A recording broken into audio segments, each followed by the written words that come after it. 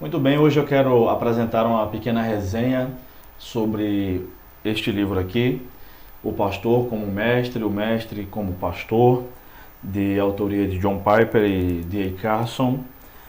Este livro que eu li esta semana, na verdade não é deste ano, né?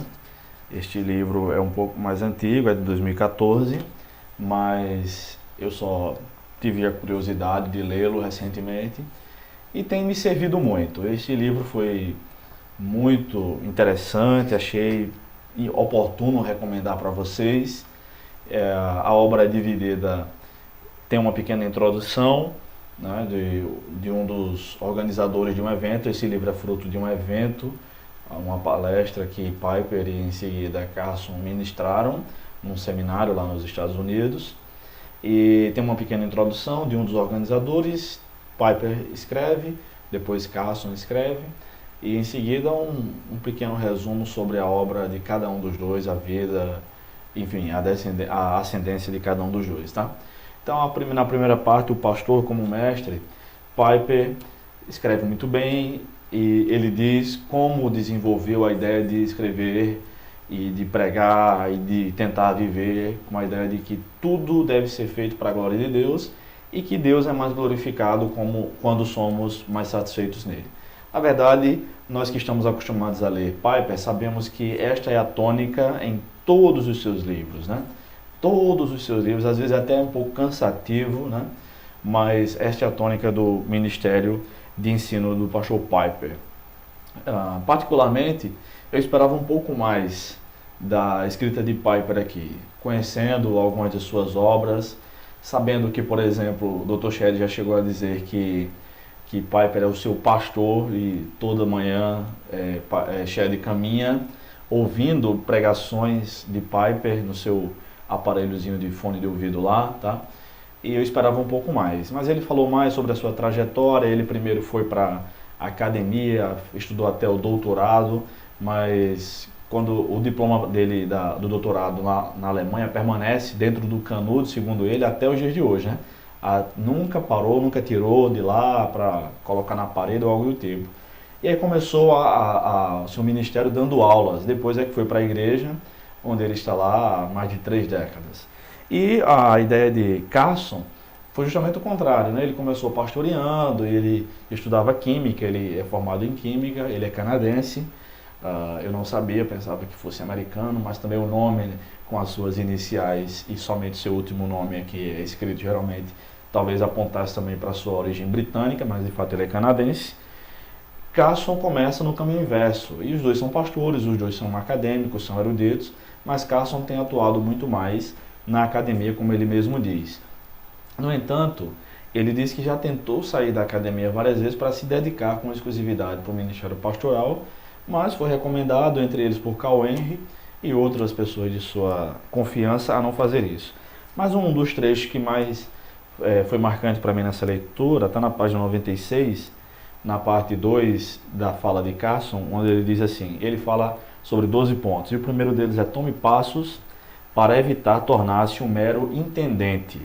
E os 2 primeiros parágrafos dizem o seguinte: ora, qualquer exército precisa de intendentes. Os intendentes são aqueles que fornecem os suprimentos para as linhas de frente.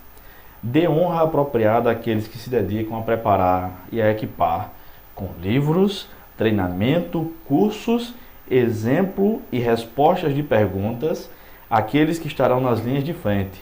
Contudo, é possível escrever volumes eruditos sobre apologética sem defender realmente o evangelho no mundo atual.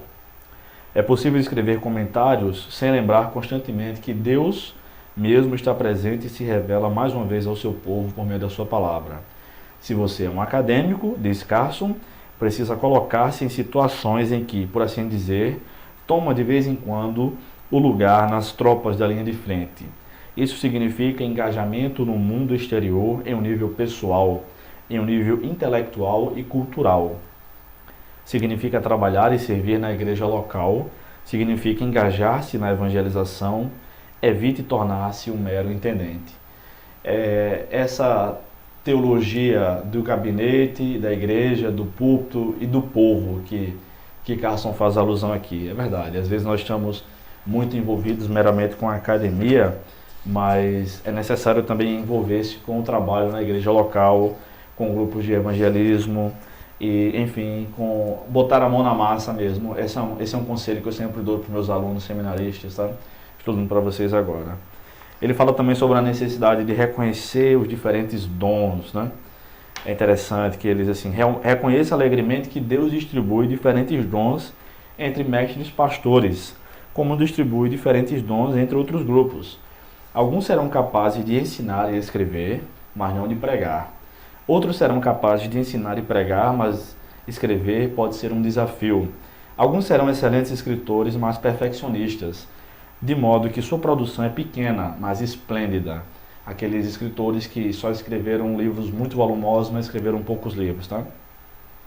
Outros são mais descuidados, mas são popularizadores dotados. Talvez esse seja o caso do próprio Piper, né? Que tem uma literatura vastíssima, mas não tem necessariamente nenhum livro muito grande, mas é válido também. Alguns são especialistas estritamente focados, enquanto outros são eruditos polivalentes. Então é o caso de Carson, na minha opinião, que escreve literatura de todos os formatos, tá? E na verdade ele escreve até um pouco difícil de entender. Esse foi o primeiro livro de Carson que deu para ler numa leitura fluente, né? Ele ainda diz: alguns são mais pessoais do que outros.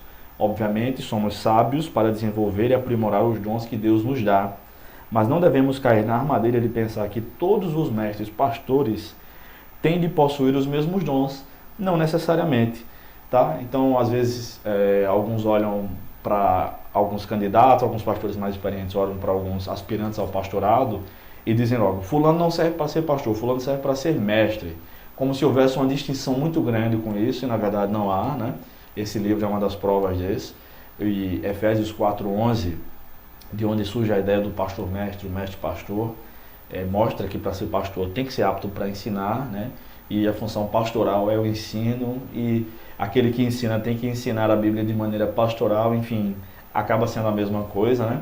Mas mesmo entre os pastores, há pastores com diferentes dons, que Deus chamou para realizar tarefas distintas, tá bom? E ele ainda diz: como a inveja pode surgir entre os pastores, também pode surgir entre os mestres. Como o orgulho e o triunfalismo podem introduzir-se no ministério pastoral, também pode penetrar no ministério erudito. O que você tem que não lhe foi dado? Essa pergunta foi fantástica. Regozije-se no serviço para o qual Deus o chamou e evite tanto a arrogância como a inveja. E esse conselho é muito útil para a academia, já que o nível de soberba entre os teólogos é muito alto. Eu convivo com teólogos todos os dias da semana, e eu mesmo sou teólogo, e eu sei como este campo do saber, como a gente é vaidosa nesse meio, só porque sabe uma palavra ou outra mais na língua original, enfim. Esse não é o perfil de Jesus Cristo. Mas eu quero deixar essa indicação de leitura para vocês. O pastor como mestre e o mestre como pastor, é da editora Fiel. Um abraço e até mais.